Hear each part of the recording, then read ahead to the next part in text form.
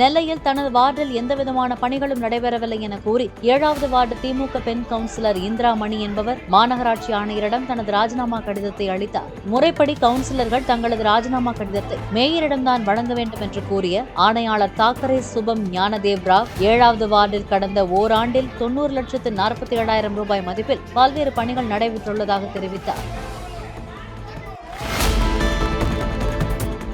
செங்கல்பட்டில் கேஸ் ஸ்டவை சரியாக ஆஃப் செய்யாததால் எரிவாயு கசிந்து ஏற்பட்ட தீ விபத்தில் 2 ஆண் குழந்தைகள் உட்பட 3 பேர் சிகிச்சை பலனின்றி உயிரிழந்தனர். 60% தீக்காயங்களுடன் குழந்தைகளின் தாய் மருத்துவமனையில் அனுமதிக்கப்பட்டுள்ளார். பீகாரைச் சேர்ந்த ரோஜி குத்தூன் என்ற பெண் எரிவாயு கசிந்து நாற்றம் வருவதை அறிந்து ஸ்டவ்வை ஆஃப் செய்துள்ளார். கசிந்த கேஸ் முழுவதும் வெளியேறும் முன்னரே ஸ்டவ்வை ஆன் செய்ததால் தீ விபத்து ஏற்பட்டதாக கூறப்படுகிறது.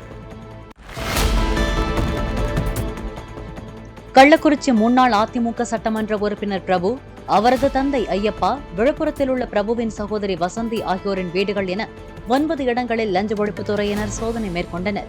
2001 முதல் 2006 காலகட்டத்தில் ஒன்றிய குழு தலைவராக இருந்த பிரபுவின் தந்தை ஐயப்பா வருமானத்துக்கு அதிகமாக சொத்து சேர்த்ததாக வழக்கு பதிவு செய்யப்பட்டு சோதனை நடைபெற்றது. முன்னாள் அமைச்சர் சி வி சண்முகம் உட்பட அதிமுக பிரமுகர்கள் பிரபுவின் வீட்டுக்கு வந்து சென்றனர்.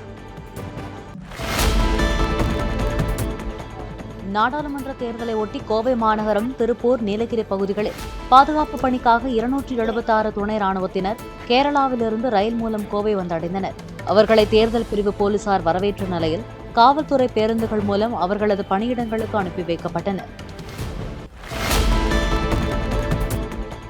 திருவாரூர் மாவட்டம் நீடாமங்கலம் அருகே பூவனூர் கிராமத்தில் வீடு கட்டுவதற்காக குழி தோண்டிய போது 13ஆம் நூற்றாண்டைச் சேர்ந்த 30க்கும் மேற்பட்ட உலோக சிலைகள் கண்டெடுக்கப்பட்டுள்ளன. சண்முகம் என்பவரது நிலத்தில் எரிபத்து நாயனார், அம்மன், ஷேக்கிலார், நடராஜர், காளிங்கநர்த்த கிருஷ்ணன் உள்ளிட்ட சிலைகளும், தூபசால், சரவிளக்கு, முக்காலி உள்ளிட்ட பொருட்களும் கிடைத்துள்ளன. தொல்லியல் துறை ஆய்வுக்கு பிறகு அவை அரசு அருங்காட்சியகத்தில் ஒப்படைக்கப்படும்.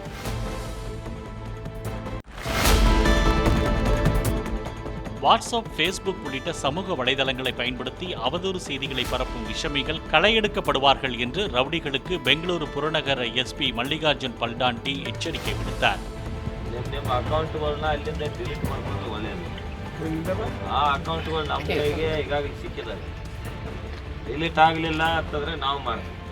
ஆனைக்கல் தாலுகாவில் சமீப காலமாக கொலை, தண்டல் வசூலிப்பது உள்ளிட்ட குற்றங்கள் அதிகரித்து வருவதை அடுத்து 7 காவல் நிலையங்களுக்குட்பட்ட 100க்கும் மேற்பட்ட ரவுடிகள் வரவழைக்கப்பட்டு அணிவகுப்பு நடத்தி எச்சரிக்கப்பட்டனர்.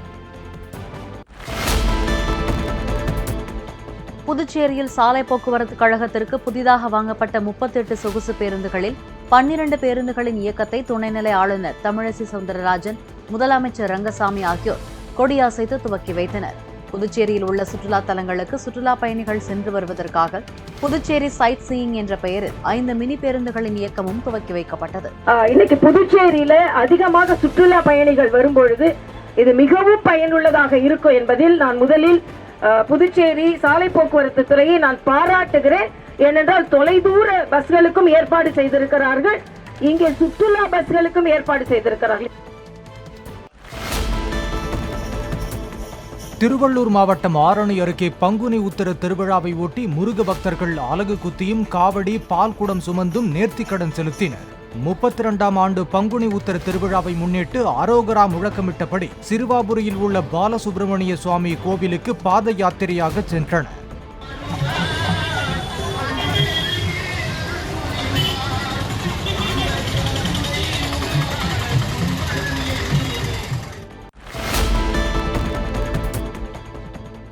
திண்டுக்கல் மாவட்டம் வேடச்சந்தூர் அருகே மினி வேன் டயர் வெடித்து கவிழ்ந்த விபத்திற்குள்ளானதில் சாலையில் கொட்டிய தக்காளிகளை பொதுமக்கள் அள்ளிச் சென்றனர்.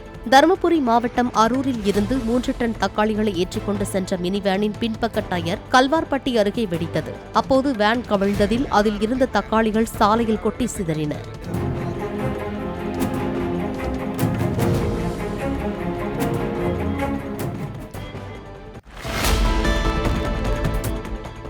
அமமுக பொதுச் செயலாளர் டிடிவி தினகரன் தனக்கு 60 வயது பூர்த்தியடைந்ததை அடுத்து மனைவி அனுராதாவுடன் திருக்கடையூர் அமிர்தகடேஸ்வரர் கோயிலில் சிறப்பு அர்ச்சனை செய்து சுவாமி தரிசனம் செய்தார்.